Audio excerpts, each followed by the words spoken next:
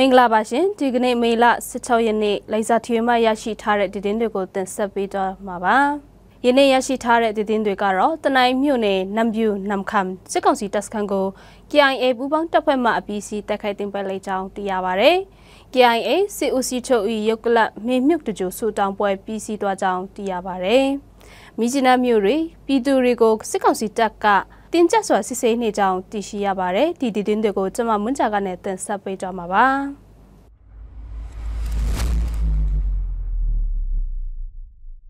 KIA တမဟာနစ်နေမြေအမတ်ဆက်လေးတပ်ရင်ဒေတာရှိနမ်ပြူနမ်ခမ်စစ်ကောင်စီတပ်စခန်းခလာရ260 290တပ်စခန်းကို KIA ပူးပေါင်းတပ်ဖွဲ့မှမေလ16ရက်နေ့မနက်ပိုင်း8နာရီအချိန်ခန့်ကတိုက်ခိုက်သိမ်းပိုက်လိုက်ပြီးဖြစ်ကြောင်းရှေ့တန်းစစ်မြေပြင်တည်င်းအရသိရှိရပါတယ်စစ်အင်အား60ခန့်ရှိတဲ့စစ်ကောင်စီခလာရ260 290ပူးပေါင်းတပ်ဖွဲ့ကိုပြီးခဲ့တဲ့မေ17ရက်နေ့မှစတင်ထိုးစစ်ဆင်တိုက်ခိုက်ရာ6ရက်နေ့တွင်အပြီးအစီတိုက်ခိုက်သိမ်းပိုက်လိုက်တာဖြစ်ပါတယ်။ယနေ့သိမ်းပိုက်လိုက်တဲ့နမ်ပြူနမ်ခမ်စစ်ကောင်စီတပ်စခန်းမှာလွန်ခဲ့တဲ့2018ခုနှစ်ကတပ်စခန်းချနေတဲ့စခန်းတစ်ခုဖြစ်ကြောင်းလည်းသိရပါတယ်။၎င်းတိုက်ခိုက်သိမ်းပိုက်ထားတဲ့နေရာကိုစစ်ကောင်စီတပ်ဘက်ကတိုက်လေရင်နဲ့နှစ်ကြိမ်ပုံကျိတ်တိုက်ခိုက်ရရှိပြီး KIA တပ်ဖွဲ့ဘက်ကလည်းနေမြေရှင်းလင်းမှုတွေလှုပ်ဆောင်နေကြောင်းစုံစမ်းသိရပါတယ်ရှင်။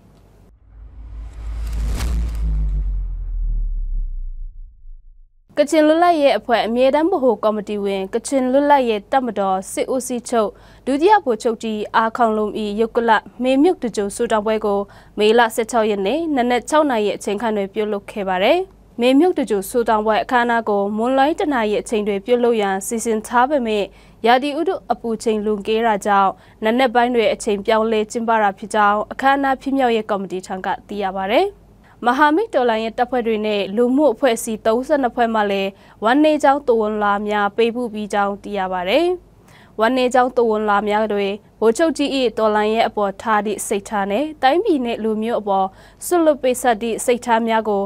မကြောက်တင်ကြောင်းနဲ့ဒုတိယဗိုလ်ချုပ်ကြီးကိုလွန်ချင်းတီကချင်ပြည်နယ်နဲ့ကချင်လူမျိုးများအတွက်တာမကမြန်မာတပြည်လုံးရှိတော်လှန်ရေးအဖွဲ့များအတွက်ပါဆုံးရှုံးနစ်နာမှုဖြစ်ကြောင်းရေးသားဖော်ပြထားတွေကိုသိရပါတယ်ရှင်။